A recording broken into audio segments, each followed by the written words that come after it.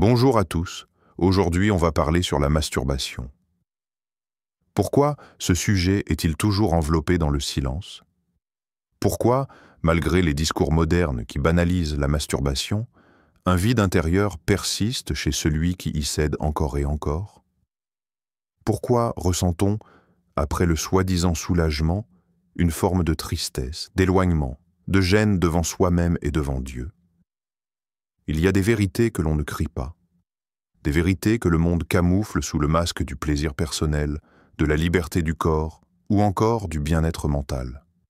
Mais l'âme, elle, sait. L'âme n'est pas dupe. Une blessure invisible, un feu intérieur. La masturbation est comme ce feu invisible qu'on ne voit pas, mais qui brûle lentement des parties de soi. Ce n'est pas le geste qui détruit, c'est ce qui l'active dans les profondeurs. C'est un feu silencieux qui consume ta conscience. Un feu qui te fait croire que tu es libre alors que tu es lié. Un feu que l'on n'éteint jamais totalement et qui revient toujours plus fort. Et pourtant, personne n'en parle. Dans les églises, c'est un sujet évité. Dans les écoles, c'est banalisé. Dans les foyers, c'est tabou. Mais dans le cœur de Dieu, c'est un sujet de douleur et de délivrance. Une expérience que beaucoup vivent en silence.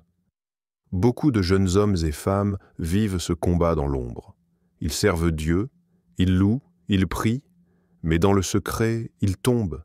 Et quand ils tombent, ils se sentent seuls, comme si leur péché les isolait du reste du monde, comme si personne ne pouvait comprendre.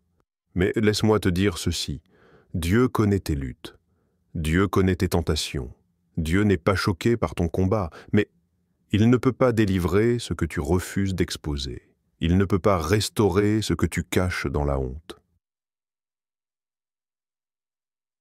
Une vérité que l'on t'a cachée. Le monde t'a dit, ce n'est qu'un acte naturel. Mais la parole dit, tout m'est permis, mais tout n'est pas utile. Tout m'est permis, mais je ne me laisserai asservir par quoi que ce soit. 1 Corinthiens 6,12. Ce n'est pas une question de permission, c'est une question de domination. Ce que tu ne contrôles pas te contrôle. Et ce que tu fais dans le secret façonne ton monde spirituel. Tu vois, il ne s'agit pas seulement d'un comportement. Il s'agit d'une porte invisible, d'un accès subtil à ton âme. Et tant que cette porte reste ouverte, même en silence, elle continue de drainer ta puissance, ta clarté, ta paix. Ce que tu as toujours ressenti, mais que personne ne t'a dit tu le sais déjà. Au fond de toi, tu le ressens.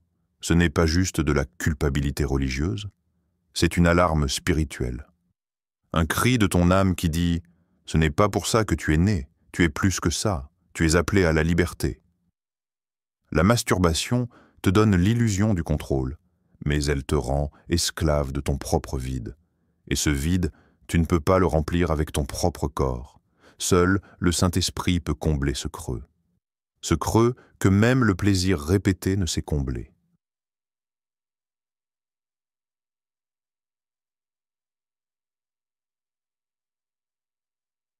Aujourd'hui, ce n'est pas une condamnation, c'est un appel à ouvrir les yeux, un appel à rompre le silence, un appel à regarder en face ce que tu as toujours tenté de justifier. Ce message n'est pas pour te faire honte, ce message est pour t'éveiller. Car tant que tu dors, le diable travaille. Mais dès que tu ouvres les yeux, la lumière entre. Là, le plan de Dieu n'a pas changé pour toi. Dieu n'a pas changé d'avis à ton sujet parce que tu luttes. Il t'aime toujours autant. Il t'appelle toujours autant. Il t'a toujours destiné à quelque chose de plus grand que cette répétition cachée. Mais il attend une chose, ton oui honnête. Pas un oui religieux, pas un oui émotionnel, un oui vrai, un oui qui dit « Seigneur, je suis fatigué, je veux la vraie liberté ». Pas une liberté charnelle, mais une liberté intérieure. Et toi, es-tu fatigué de tourner en rond dans un désert invisible? Es-tu prêt à affronter ce qui te vole dans le silence? Es-tu prêt à vivre une restauration authentique avec Dieu, même si cela te coûte ton confort secret? Si tu ressens quelque chose au fond de toi en ce moment, ce n'est pas juste une émotion, c'est ton esprit qui réagit à la vérité. Et là où la vérité est proclamée, la liberté commence. Une expérience que beaucoup vivent en silence. Beaucoup de jeunes hommes et femmes vivent ce combat dans l'ombre. Ils servent Dieu, ils louent, ils prient. Mais dans le secret, ils tombent. Et quand ils tombent, ils se sentent seuls, comme si leur péché les isolait du reste du monde, comme si personne ne pouvait comprendre. Mais laisse-moi te dire ceci, Dieu connaît tes luttes, Dieu connaît tes tentations, Dieu n'est pas choqué par ton combat. Mais il ne peut pas délivrer ce que tu refuses d'exposer, il ne peut pas restaurer ce que tu caches dans la honte, une vérité que l'on t'a cachée.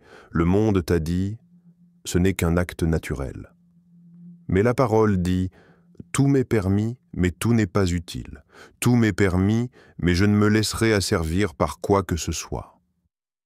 1 Corinthiens 6,12.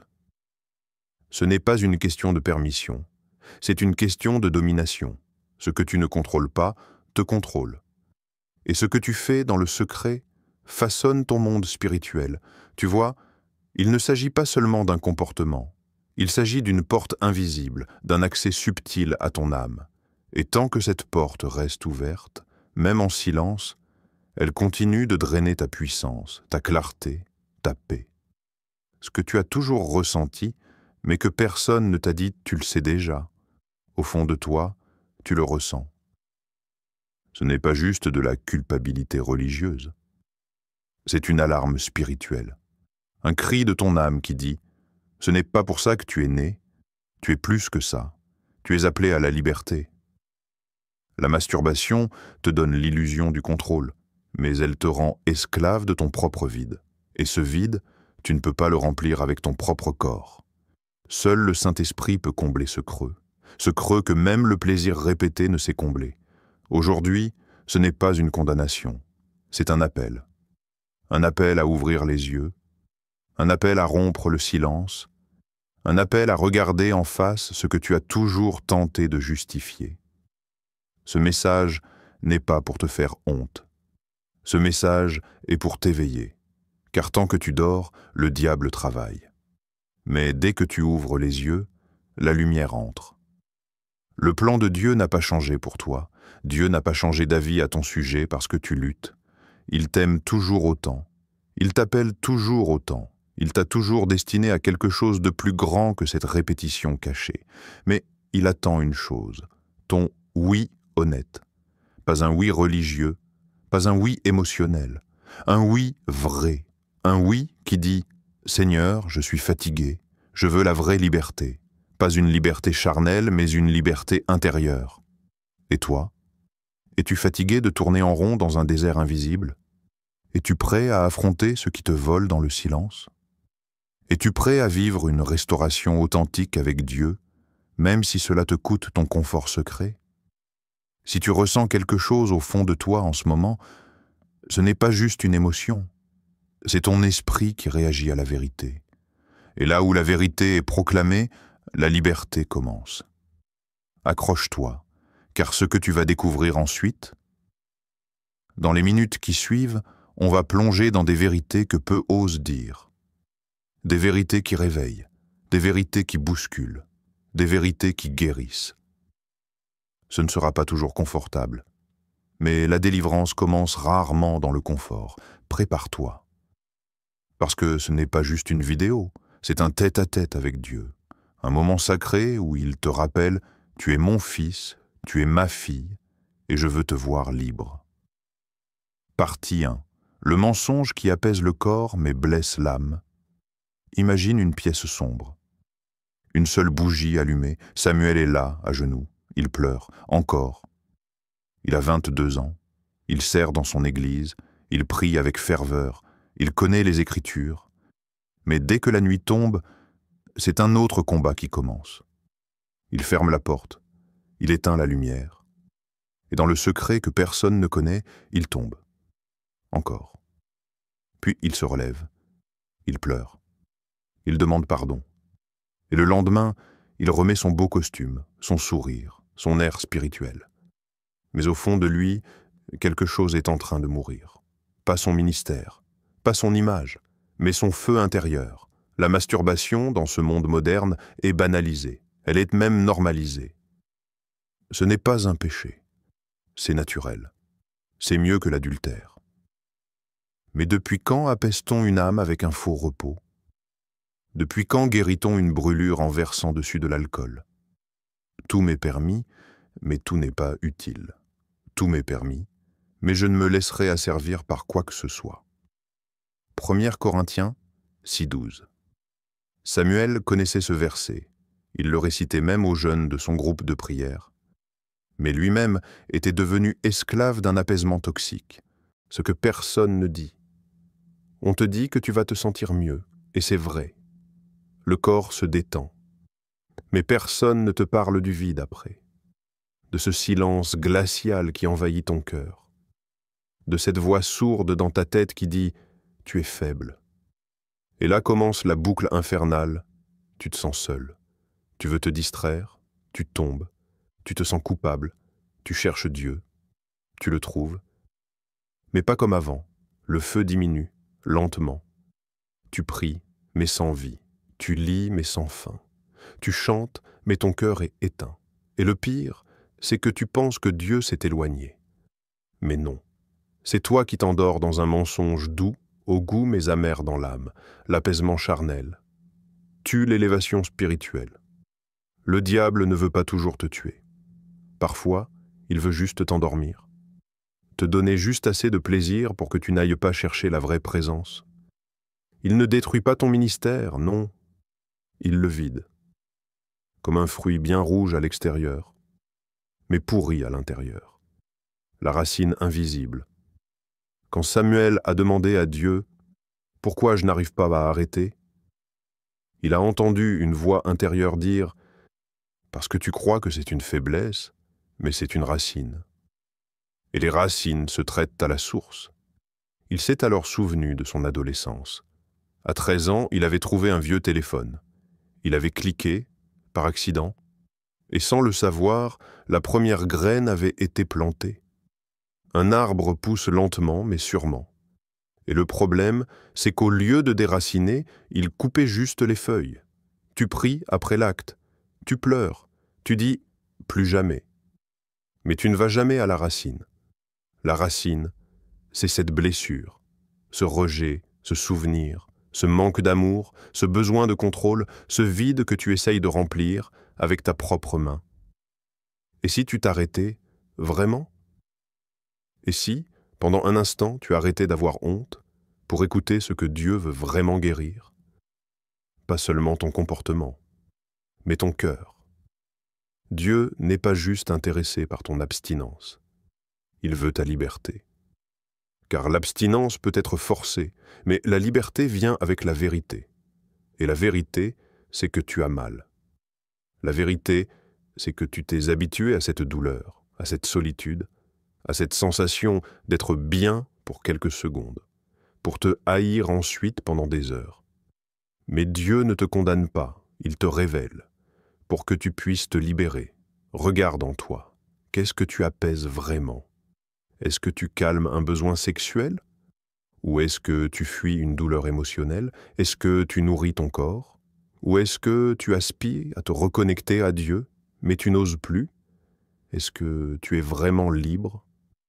Ou simplement habitué à un esclavage qui fait moins de bruit que les autres ? Le poison silencieux. Personne ne parle de la masturbation dans les églises. C'est gênant, c'est honteux, c'est tabou. Alors des jeunes comme Samuel se débattent en silence.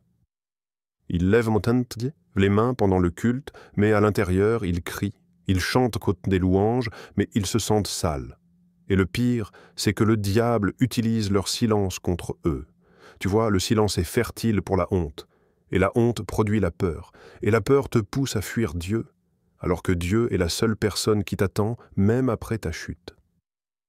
Une autre parole, un autre regard, si le Fils vous affranchit, vous serez réellement libre. Jean 8h36, pas libres à moitié, pas libres en public, libres dans ton cœur, libre dans ton lit, libre dans ta solitude. Ce n'est pas ton combat qui t'éloigne de Dieu. C'est le mensonge que tu crois, que tu es trop sale pour revenir. Mais Dieu n'est pas choqué par tes chutes, il est patient, et il attend que tu ouvres enfin la porte pour qu'il t'aide à déraciner ce que toi-même tu ignores. Partie 2. Masturbation. Un acte isolé ou une porte spirituelle. Ferme les yeux un instant, respire. Et demande-toi ceci, que se passe-t-il vraiment quand personne ne regarde? Pas à l'extérieur, mais dans l'espace sacré de ton âme, le monde dit « ce n'est rien ». C'est normal. Tout le monde le fait. Mais l'esprit murmure autre chose. Quelque chose que la chair refuse d'entendre. Quelque chose que l'on n'ose pas dire à voix haute.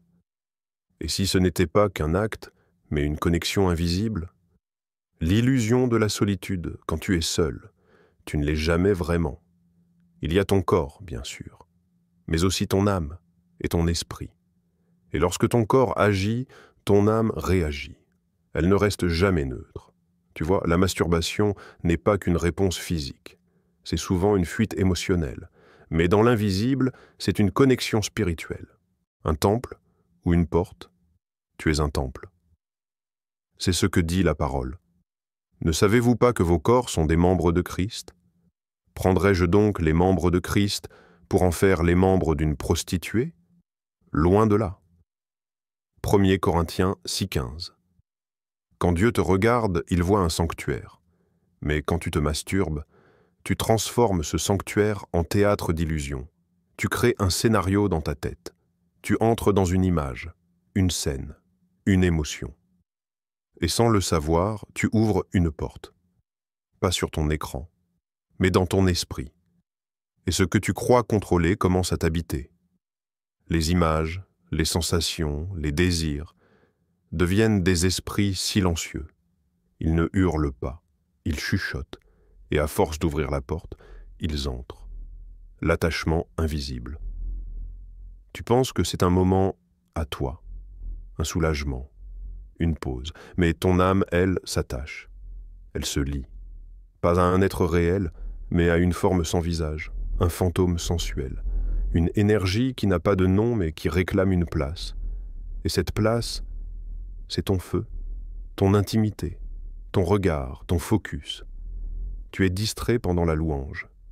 Tu es sec pendant la prière. Tu es vague quand Dieu parle, parce qu'une partie de toi est déjà occupée ailleurs. L'imagination pervertie, Dieu t'a donné un pouvoir glorieux. L'imagination. C'est le lieu où tu vois ce que personne ne voit. C'est l'espace de la foi, de la vision, de la révélation. Mais quand l'imagination est nourrie par la chair, elle devient un écran tordu, une salle de cinéma de l'enfer. Et chaque fois que tu entres dans cette salle, tu nourris des liens que Dieu n'a jamais autorisés. Car ceux qui vivent selon la chair s'affectionnent aux choses de la chair, tandis que ceux qui vivent selon l'esprit s'affectionnent aux choses de l'esprit. Romains 8,5. Ce n'est plus seulement un réflexe physique, c'est devenu une orientation intérieure. Et tôt ou tard, tu t'attaches. Non pas à une personne, mais à une énergie, un esprit, un besoin, une illusion. Quand l'âme s'épuise, tu te lèves le matin fatigué. Pas parce que tu as mal dormi, mais parce que ton âme est vidée. Elle a donné, encore, à une scène invisible, à un fantasme, à un monde qui n'existe pas. Et pendant que tu cherches Dieu, une part de toi reste liée à ce monde parallèle, comme un fil invisible, qui t'empêche de t'élever. La sexualité, une alliance, pas un passe-temps. La sexualité n'est pas un jouet, c'est une clé d'alliance. Elle a été créée pour unir deux âmes sous la lumière de Dieu, dans un cadre sacré, une communion, un mystère divin. Mais quand tu détournes cette énergie vers toi-même, tu rediriges une force sacrée, vers une ombre. Tu deviens l'ombre de ce que tu es censé connecter. Et cette ombre te suit, Elle ne disparaît pas avec l'orgasme, elle s'accroche. À quoi ton âme s'attache-t-elle quand ton corps se croit seul? Pose-toi cette question, lentement. À quoi ton âme s'attache-t-elle quand ton corps se croit seul? Un écran? Un souvenir? Une voix? Un esprit qui prétend te comprendre mieux que Dieu? Tu vois, chaque acte laisse une empreinte, et cette empreinte devient une habitude, puis une dépendance, puis un autel, et tu commences à sacrifier ton feu spirituel sur l'autel de l'instant, revenir à la lumière. Ce message n'est pas pour te juger, mais pour te réveiller, te repositionner, te faire voir. Car tant que tu penses que c'est juste un acte, tu ne comprendras jamais pourquoi ton esprit est affaibli. Dieu ne t'appelle pas à une perfection religieuse, mais à une restauration sacrée, pas à une masturbation cachée, mais à une connexion consciente, pas à des fantasmes vides, mais à une vie remplie. Partie 3. Ce que la masturbation t'empêche de devenir. Tu crois que personne ne te voit, que ce que tu fais dans le noir est ton secret. Mais le ciel saigne en silence, pas à cause de ta faiblesse, mais à cause de ce que tu aurais pu être. Le ciel ne te condamne pas, mais il te regarde avec une douleur douce, celle d'un père qui voit son fils puissant se comporter comme un esclave. Tu penses que tu soulages un besoin, mais tu abandonnes ton appel. L'histoire de Samson, le guerrier qui s'est endormi Samson. Un nom chargé de gloire. Un homme né pour libérer. Un homme qui portait une onction rare. Il n'était pas fort à cause de ses muscles, mais à cause de l'Esprit de Dieu qui reposait sur lui. Mais à chaque compromis, à chaque contact avec l'immoralité, la force s'effilochait, petit à petit, discrètement, sans bruit. Jusqu'au jour où Délila demanda « Les Philistins sont sur toi, Samson ». Et lui se leva, pensant qu'il allait les briser encore une fois. Mais il ne savait pas que l'Éternel s'était retiré de lui. Juge 16:20. C'est l'un des versets les plus tragiques de la Bible. Il ne savait pas. Et toi, sais-tu ce que tu perds quand tu te donnes à cette habitude? Tu ne vois peut-être pas les conséquences aujourd'hui, mais le ciel voit ce qui aurait pu grandir en toi. La masturbation vole l'énergie de ta destinée. Chaque homme porte en lui une énergie de domination, une force destinée à être canalisée vers sa mission. Mais quand cette énergie est utilisée pour le plaisir immédiat, au lieu d'être investie dans le combat intérieur, elle devient stérile. Ce feu intérieur qui devait bâtir, gouverner, créer, mener, est versé dans le vide, dans l'éphémère, dans un plaisir qui n'enfantera rien, sauf de la honte. C'est comme utiliser le bois d'un trône pour allumer un feu de camp. Tu choisis l'instant et tu sacrifies l'éternité. La masturbation brouille ta vision spirituelle. Tu avais des rêves, des visions, des plans clairs, mais plus tu tombes dans ce cycle, plus tout devient flou. La masturbation n'est pas juste un acte, c'est un brouillard, un poison lent qui attaque ton discernement, ta créativité et ta force de décision, ton autorité spirituelle. Tu ne sais plus entendre Dieu, tu ne sais plus te lever tôt pour chercher sa face. Tu t'endormes en scrollant et tu te réveilles vide. Tu penses que c'est une habitude, mais c'est un filet. Et plus tu t'y débats, plus tu t'y accroches. Tu étais appelé à dominer, pas à être dominé. La parole dit « Tout m'est permis, mais tout ne m'est pas utile. Tout m'est permis, mais je ne me laisserai asservir par quoi que ce soit. » 1 Corinthiens 6, 12. Tu as été appelé à être maître de toi-même, non esclave de tes pulsions. Car ce que tu ne contrôles pas finira par te contrôler. Ce que tu nourris devient ta nature. Et ce que tu excuses devient ta prison. Et si tu canalisais cette énergie? Pose-toi cette question maintenant. Que serais-tu capable d'accomplir si cette énergie était canalisée vers ta destinée? Imagine un instant, si tu mettais cette même intensité dans l'étude de la parole, la prière fervente, la création d'un projet, le service dans ton appel, la transformation de ta génération. Imagine si au lieu de verser ta force dans le vide, tu la versais dans ta mission divine. Tu pourrais écrire des livres, lancer des entreprises, prêcher avec feu, guérir les malades, briser les chaînes dans ta lignée, impacter des nations, mais tu ne le feras jamais, tant que tu sacrifies ton énergie au plaisir solitaire. Ce n'est pas trop tard, ce message n'est pas là pour t'écraser, mais pour te réveiller. Ce que tu vis, beaucoup d'élus le traversent, même des hommes de Dieu, même ceux qui prêchent, même ceux qui prophétisent. Mais ce n'est pas une fatalité, c'est un combat.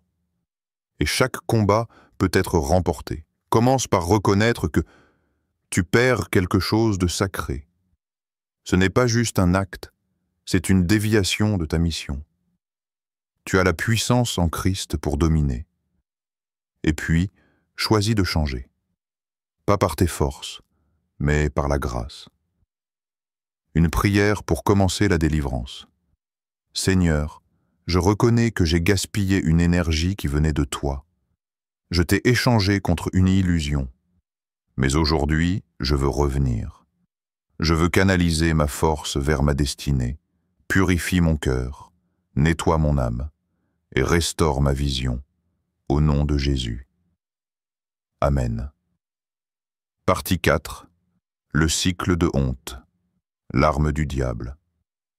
Tu tombes, tu pleures, tu te promets d'arrêter, tu jures que c'était la dernière fois. Mais les jours passent, et tu retombes. Et là, la honte entre. Ce n'est pas juste de la culpabilité.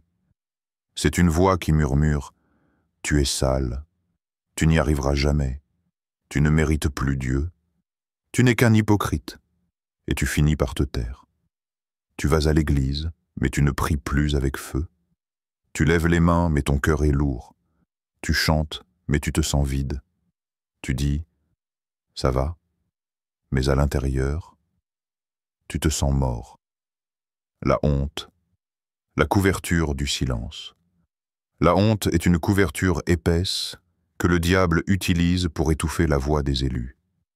Elle n'a pas besoin de chaînes physiques. Elle lie ton âme à un silence toxique. La honte te pousse à fuir Dieu, alors que Dieu, lui, n'a jamais fui toi. Tu crois que ton péché fait fuir sa présence, mais c'est la honte qui te fait tourner le dos à sa grâce. Dans le jardin d'Éden, Adam et Ève ont péché. Mais ce n'est pas le péché qui les a fait se cacher, c'est la honte. Ils ont entendu Dieu venir, et ils ont fui. Et c'est ce que tu fais aussi peut-être. Tu fuis la prière, tu fuis les gens qui pourraient t'aider, tu fuis la lumière, parce que le diable t'a convaincu que Dieu ne veut plus de toi. Mais écoute-moi bien, Dieu n'est pas venu chercher Adam pour le juger. Il est venu pour le restaurer. Ce que le diable ne veut pas que tu saches, voici ce que l'ennemi ne veut pas que tu découvres. Dieu ne t'a jamais quitté dans tes luttes. Il était là quand tu as pleuré, quand tu as eu honte, quand tu as dit « je suis désolé ». Quand tu as voulu mourir à cause de ton échec, il n'a pas quitté la pièce, il n'a pas quitté ton cœur. Il attendait. Pas que tu sois parfait, mais que tu t'exposes, que tu appelles à l'aide, que tu mettes un nom sur ton combat. Confessez donc vos péchés les uns aux autres, et priez les uns pour les autres, afin que vous soyez guéris. Jacques 5, 16. 16. Tu veux la liberté? Elle commence par la lumière. Pas la perfection, la lumière. Ce que tu caches grandit, ce que tu exposes guérit. Les péchés cachés sont comme des moisissures dans l'obscurité. Plus ils sont cachés, plus ils se multiplient. Mais quand tu ouvres la fenêtre, Quand la lumière entre, la guérison commence. C'est pourquoi le silence te tue. C'est pourquoi la honte t'emprisonne. Parce que le royaume des ténèbres se nourrit du secret. Mais le royaume de Dieu est différent. C'est un royaume de vérité, de grâce et de restauration. Le Père ne cherche pas des fils parfaits. Il cherche des fils vrais. Des fils qui ont le courage de dire « Seigneur, j'ai besoin d'aide. Je suis tombé, mais je ne veux plus vivre dans l'ombre. » Le courage de la confession. Il y a une force incroyable dans la confession. Pas une confession religieuse, mais une confession authentique qui brise le cycle infernal. Trouve quelqu'un de confiance, un frère, une sœur, un mentor spirituel, et ose dire les mots que tu n'as jamais osé dire. Pas pour être exposé, mais pour être libéré. Tu n'as pas été créé pour te battre seul. Même Jésus, dans son humanité, a demandé à ses disciples « Veillez et priez avec moi ». Alors pourquoi continues-tu à cacher ton mal-être, tes luttes, tes nuits brisées, tes rechutes, comme si tu devais tout porter seul? Ce n'est pas un péché de tomber. C'est un péché de rester à terre quand la grâce t'appelle à te relever. Dieu ne t'abandonnera jamais. Même si tu tombes 100 fois, la main de Dieu sera tendue 101 fois. La honte dit « Cache-toi ». La grâce dit « Viens ». La honte dit « Tu n'es plus digne ». La grâce dit « Je t'ai déjà pardonné. Reviens à la maison. » Car je suis persuadé que ni la mort, ni la vie, ni les anges, ni les dominations, ni le présent, ni l'avenir, ni les puissances, ni la hauteur, ni la profondeur, ni aucune autre créature ne pourra nous séparer de l'amour de Dieu manifesté en Jésus-Christ notre Seigneur. Romains 8, 38, 39. Une question. Combien de temps vas-tu encore te cacher derrière ta honte, alors que ta guérison est de l'autre côté de la lumière? Et si tu n'étais pas faible, mais simplement mal orienté? Imagine un instant si toute l'énergie que tu perds en secret était canalisée pour construire des rêves, servir les autres, entendre la voix de Dieu plus clairement. Imagine une génération libérée, non par la honte, mais par la vérité et la grâce. Ce message n'est pas une condamnation, c'est un appel à la restauration. Un rappel que tu n'es pas seul, et que l'Esprit de Dieu peut restaurer ce que le monde a tenté de salir. Tu t'es peut-être cru faible, incapable, enchaîné à des désirs que tu ne comprends pas, pris dans une spirale de tentations nocturnes, d'images volées, de pensées qui s'introduisent dans ta chambre quand tout le monde dort. Tu t'es peut-être jugé, condamné, traité de nul, mais la vérité est plus belle que ton jugement. Et si tu n'étais pas faible? Et si tu étais juste mal orienté? Et si cette énergie que tu dépenses à lutter contre toi-même n'était pas le signe de ta misère, mais le signe de ton potentiel non canalisé? Dieu ne t'a jamais vu comme un esclave du péché. Il t'a vu comme un roi dans les chaînes, comme un guerrier qui a oublié son nom, comme un fils qui s'est éloigné, mais dont la maison reste ouverte. Car ton identité ne se définit pas par ta dernière chute, elle se définit par la croix, par l'amour éternel qui ne recule pas devant tes fautes, par la voix du Père qui dit « Mon fils était mort, et il est revenu à la vie, il était perdu, et il est retrouvé. » Dieu ne te regarde pas avec colère, il te regarde avec compassion, il connaît ton combat, il a vu chaque larme, il a entendu chaque prière que tu n'as jamais osé prononcer à haute voix. Et aujourd'hui, ce message arrive à toi non pour t'écraser, mais pour te réveiller, pour réveiller ce feu sacré que tu as laissé s'éteindre, ce feu de la sainteté, ce feu de la mission, ce feu de la véritable identité. Tu n'es pas appelé à vivre dans l'ombre. Tu n'es pas destiné à vivre dans le cycle de chute et de honte. Tu es destiné à régner, à bâtir, à libérer les captifs. Mais comment libérer les autres quand toi-même tu es prisonnier? Comment parler de liberté si tu es esclave d'un plaisir furtif? La bonne nouvelle, c'est que tu n'as pas besoin d'attendre d'être parfait pour marcher dans ta destinée, mais tu dois prendre une décision. Laisser Dieu te réaligner. Il ne t'enlèvera pas ton énergie. Il veut la rediriger. Regarde Moïse. C'était un homme impulsif. Il a tué un Égyptien par colère. Mais quand Dieu a pris cette énergie brute et l'a orientée vers sa mission, Moïse est devenu un libérateur. Regarde Paul. C'était un persécuteur zélé. Mais une fois sa passion redirigée, il est devenu un apôtre des nations. Regarde Samson. Quand il a touché l'impureté, il a perdu sa force. Mais quand il a crié à Dieu, même dans sa faiblesse, il a accompli plus en un acte final qu'en toute une vie désorientée. Ce que tu vis n'est pas une malédiction. C'est un appel déguisé. C'est Dieu qui te dit « Je t'ai mis une force que tu ne comprends pas encore. Mais si tu me la rends, je vais la multiplier. Si tu m'offres ta faiblesse, je vais la transformer. Si tu me donnes ta lutte, je vais en faire un témoignage. » Imagine. Et si cette masturbation que tu croyais être ta fin devenait le début de ton appel à la pureté? Et si ta honte devenait ton message pour guérir une génération? Et si ton silence devenait une voix prophétique pour relever ceux qui n'osent plus prier? Dieu est en train de chercher des restaurateurs de brèches, des hommes et des femmes qui ont goûté à la douleur du combat, mais qui ont choisi la voie de la lumière, pas des parfaits, des restaurés, pas des orgueilleux, des brisés qui se relèvent, pas des héros sans faille, mais des soldats du royaume qui marchent avec des cicatrices. Tu es peut-être tombé, mais tu es toujours choisi. Tu es peut-être blessé, mais tu es toujours appelé. Tu es peut-être fatigué, mais tu es toujours capable. Ne laisse plus le diable te convaincre que tu es fini. Ne laisse plus la honte te voler ta voix. Ne laisse plus la masturbation être ton refuge. Ton véritable refuge, c'est la présence de Dieu. Ton véritable plaisir, c'est la sainteté. Ton véritable épanouissement, c'est dans l'obéissance.